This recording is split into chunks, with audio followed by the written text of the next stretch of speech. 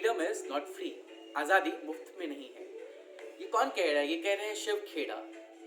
नमस्ते, मेरा नाम आयुष केसरी है और मैं ह्यूमन लाइब्रेरी कैफे में आप सभी का स्वागत करता हूँ। आज जो मैं किताब पढ़ रहा हूँ वो किताब है फ्रीडम इज नॉट फ्री। इस किताब को लिखा है शिव खेड़ा ने और ब्लूसमबेरी ने इसको पब्लिश किया है।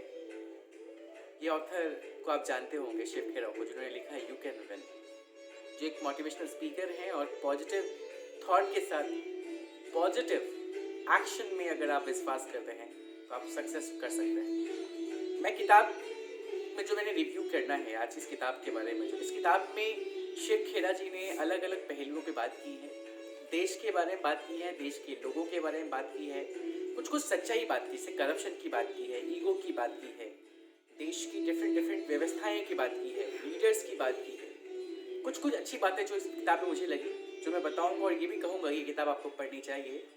ये किताब आपको एक नई दिशा दिखाएगी। शिव खेड़ा ने कुछ स्टोरीज भी शेयर की है। मैं ये स्टोरी शेयर कर दूँ बताने से पहले। शिव खेड़ा जब कनाडा से न्यू जर्सी आए तो जैसे ही शिफ्ट हुए उसके अगले दिन बहुत बड़ा थंडर स्टॉर्म आया और उस दिन उनकी मीटिंग थी तो वो निकले कार से, जबकि लोगों को नहीं निकलना चाहिए। वो निकले तो फंस गए।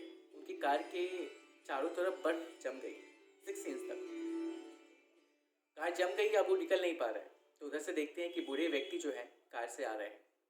उन्होंने उनको रोकने का प्रयास किया, वो चलाए जा रहे हैं। एकदम सामने आके कार रोका और बोला क्या बात है, क्या मैटर है। उन्होंने बोला कि क्या आप मेरी कार पे बैठेंगे, मैं जो है आपको अपनी कार को धक्का दूंगा। तो उसने बोला नहीं, आप अपनी कार में बैठिए, मेरी वाइफ बैठेगी और मैं अपनी कार से धक्का दूंगा आपको। ऐसा ही हुआ। शिव खेड़ा जी की कार को उन्होंने निकालने में मदद की और जब वो जाने लगे तो उन्होंने फिर से खिड़की नीचे की और फिर पूछा क्या हुआ आप? बोलते थैंक यू। तो उन्होंने बोला नहीं, जब आप किसी ऐसे व्यक्ति को देखें जो फंसा हुआ हो इसी तरीके जैसे आप फंसे थे तो उनकी मदद कर दीजिएगा। ये शिव खेड़ा जी के साथ हुआ। अब मैं शिव खेड़ा अपनी कविताओं की सारी कविता है जिसको मैं सुनाना चाहूँगा, जो शिव खेड़ा की किताब इस किताब में है। वो लिखते हैं वतन की फिक्र कर नदान, वतन की फिक्र कर नदान, मुसीबत आने वाली है। तेरी बर्बादियों का मशवरे हैं, तेरे बर्बादियों के मशवरे हैं आसमानों में, ना समझोगे तो मिट जाओगे। तेरे बर्बादियों के मशवरे हैं आसमानों में, ना समझोगे तो मिट जाओगे। ऐसा हिंदुस्तान वालों, ए हिंदुस्तान वालों, तुम्हारी दास्तां तक भी ना होगी दास्तानों में। वो कह रहे तुम्हारी दास्तान भी नहीं होगी दास्तानों में अगर आपने अभी से एक्ट नहीं किया। फिर वो लिखते हैं today India is concern citizens feel helpless and lost. He doesn't know what to start. He want to do something but he doesn't know what. He need the direction and find none.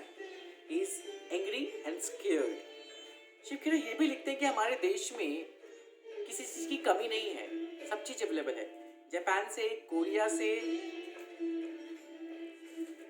जो developed countries हैं ये सब, Japan, Korea, China, इनसे ज़्यादा natural resource हमारी countries में available है।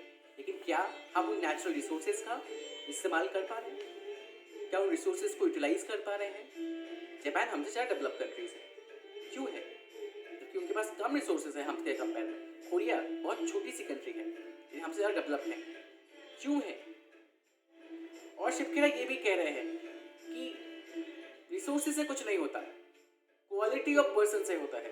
क्या उस रिसोर्सेज का क्वालिटी यूज हो रहा है कि नहीं हो रहा है? फिर वो बहुत सारी बातें कर रहे हैं इस किताब में। एक जो इम्पोर्टेंट बात है वो क्या कह रहे हैं कि जब भी आप किसी सिचुएशन में हो ना, फंस जाएं, तो एक इम्पॉर्टेंट बात करना चाहिए, एग्जामिन कीजिए खुद को, डायग्नोस कीजिए और फिर प्रिस्क्राइब कीजिए। वो ये भी कहते हैं कि इंसान क्यों नहीं बढ़ रहे हैं, देश क्यों नहीं तरक्की कर रहा है, क्यों कह रहे हैं कि दास्तानों भी नहीं रहेगी हिंदुस्तान की दास्तां। वो कहते हैं कि कुछ लोगों में ईगो है, जेलस है, इंटरफेरेंस है और एटीट्यूड है और हिंदू कॉन्सेप्ट ऑफ पैरासाइट और अटॉनमेंट।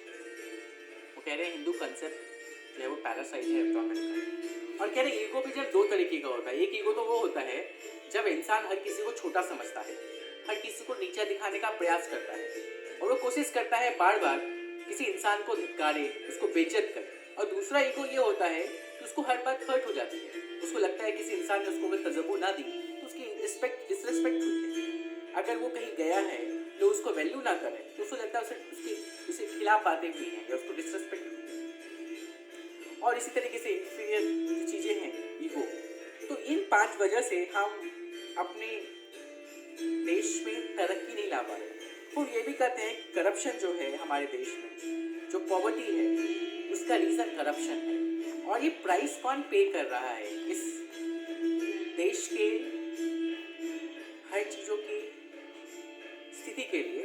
प्राइस हम आप पे कर रहे हैं, हमारे जीवन में अशांति है। इस किताब को पढ़िए ज़रूर, और जब मैंने पढ़ा है तो मैं रोक नहीं पाया इस किताब को पूरा पढ़ने से। तो मैं आपको ही बोलूँगा ये किताब अगर आप टाइम मिले तो शिव खेड़ा की किताब फ्रीडम इज़ नॉट फ्री पढ़ सकते हैं।